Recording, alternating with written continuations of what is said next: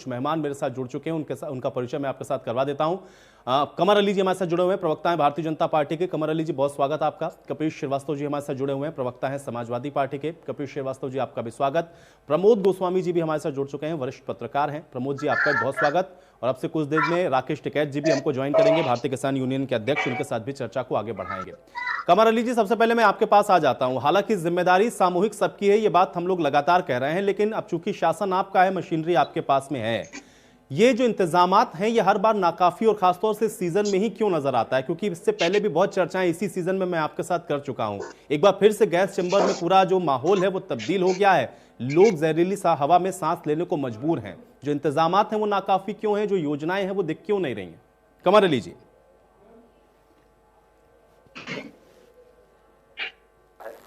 और वो अन्नदाता का बड़ा सम्मान करते हैं, और क्योंकि अन्नदाता ही हमारे तक अन्न ना पहुंचाए तो आज हमारी क्या दशा होगी, आप समझ सकते हैं दोनों बातों को। इसीलिए हमारी सरकार हमेशा गंभीर रही, और आप जानते हैं 15 साल के बाद हमारी सरकार पहले घोषणा पत्र में हमने किसानों के लिए काम किया, 1-1 लाख रुपए में कर्जा माफ किया। आपने देखा कि बुंदेलखंड में रोज सुसाइड होती थी, बुंदेलखंड में लोग किसान भाई सुसाइड करते थे, वो सुसाइड रोकी। देखा होगा कि आपने घास छोटी किसान भाई खाते थे, मतलब किसानी करने के बाद घास की रोटी खाया करते थे, और इस तरह के उनके हालात थे कि रोए काट जाते हैं देखते कि आपने चैनल में जो चीज उसको दिखाया। ठीक है, हमने एक व्यवस्था करी, बुंदेलखंड में जो पानी की समस्या थी उसको भी हमने पानी की समस्या को लगभग खत्म करने की कोशिश करी, क्योंकि हमें तत्काल हम पानी देते समय सरकार बनी, आपने ट्रेन से देखा कि हमने पानी वहां पहुंचाया है।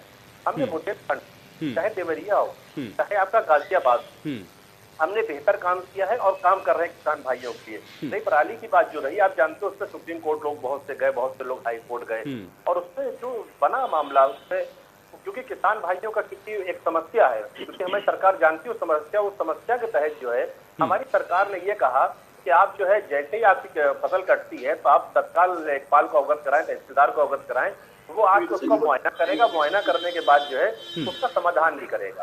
उसके समाधान, क्योंकि हमने समाधान इसलिए कहा क्योंकि अगर तत्काल सेवा उपलब्ध हो सकती है तो उसको अवेलेबल कराई थी, उसको लेखपाल के जरिए करा जाए, उसको भी सही स्थान में पहुंचाया जाए।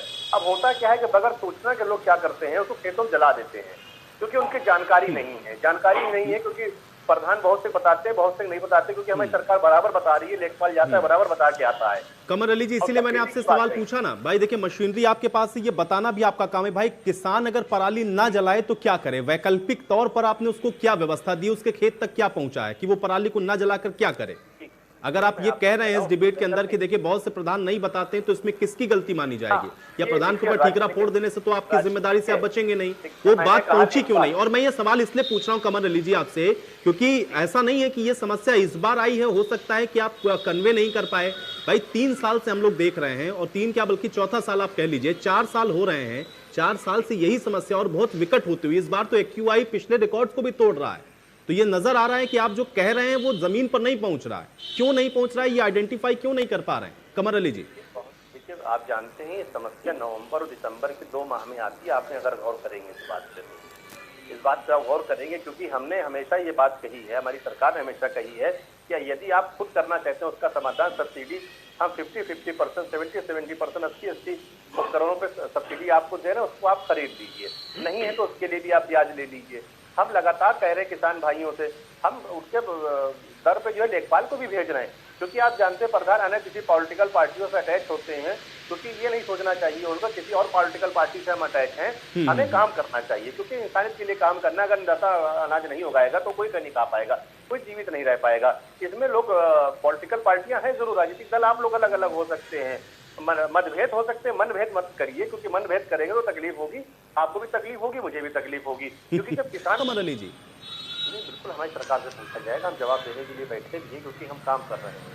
197 लगभग अधिकारी हमने जेल भेजे हैं, शिक्षा का काम नहीं करना चाह रहे थे, कितने भ्रष्टाचार में पकड़े हैं और कितने अधिकारियों के खिलाफ अजीब कार्रवाई चल रही है। क्योंकि देखिए, हम आवाम के लिए आए हैं, आवाम के लिए काम करना चाहते हैं, आवाम के लिए काम कर रहे हैं।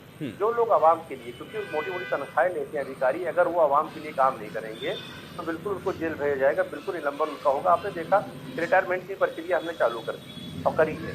देखिए, अधिकारियों को काम करना होगा, क्योंकि हमारी जवाबदेही बिल्कुल बनती है। हम उस बात से हटने वाले लोग नहीं है। भारतीय जनता पार्टी के कार्यकर्ता है। हमारी सरकार, माननीय मुख्यमंत्री जितने सख्त हैं, आज तक इस प्रदेश को इतना सख्त मुख्यमंत्री नहीं मिला जितना अधिकारियों में आज भी डर रहता है कि अगर माननीय मुख्यमंत्री से कोई शिकायत पहुंच गई तो या हम जेल भेजे जाएंगे या हमें बर्खास्त सेवा से हटा दिया जाएगा।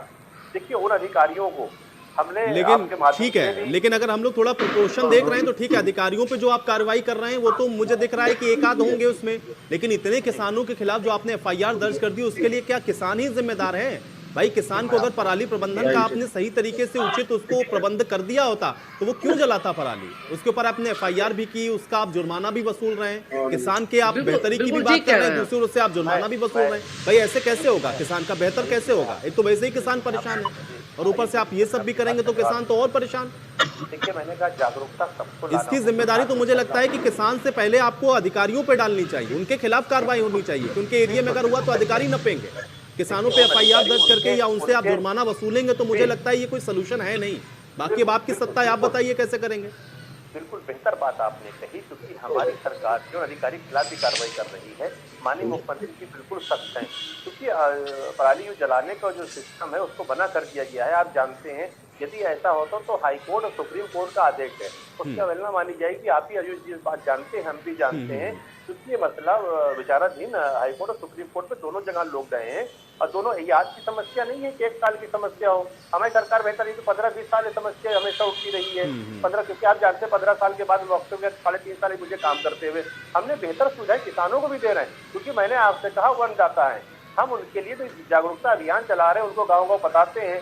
लेकिन जो लोग हमारी सरकार से पहले भी सुप्रीम कोर्ट, हाई कोर्ट गए, यहाँ आज की समस्या नहीं है ये, क्या आज की समस्या हो, लेकिन जागरूकता कर रहे अधिकारी। अगर इस तरह की अधिकारी जो है अगर अवगत नहीं करा रहे, अधिकारी जाके उस तरह की अगर सूचना ही नहीं दे रहे हैं तो उनके खिलाफ भी हम कार्रवाई कर रहे हैं, उनको भी जेल भेजेंगे। हमें कमर अली जी, बहुत एक सीधा सा जवाब, फिर मैं कपीश जी के पास जाऊंगा। मुझे बताइए, क्या किसानों के ऊपर उनके ऊपर फाइन लगाना, उनके ऊपर एफआईआर दर्ज करना, ये आपकी मजबूरी है, आदेश है, इसलिए आप कर रहे हैं? आप ये कहना चाह रहे हैं? नहीं, देखिए, मैंने आपसे कहा कि जागरूकता की कमी। सुप्रीम कोर्ट, हाई कोर्ट पे मामला विचाराधीन है, क्योंकि उसके हिसाब से कार्रवाई हो रही है। हमारी सरकार फिर उससे अनुरोध करती है आपके चैनल के माध्यम से कि सारे लोग आप जो है, देखिए, मतभेद आप हो सकते हैं, आपके हमारे मनभेद ना करिए। किसान अन्नदाता है, उनको जागरूक करिए, सहयोग करिए। सरकारी आपने देखा कि जितनी हमने सुविधाएं किसानों भाइयों को दी हैं, हमने कर्जा माफ के, जो किसान भाई सुसाइड करते थे बुंदेलखंड में, घास की रोटी खाते थे, हम कितना सुधार करके 3.5 सालों में लाए हैं। बहुत शुक्रिया आप लोगों का समय निकालने के लिए, चर्चा का हिस्सा बनने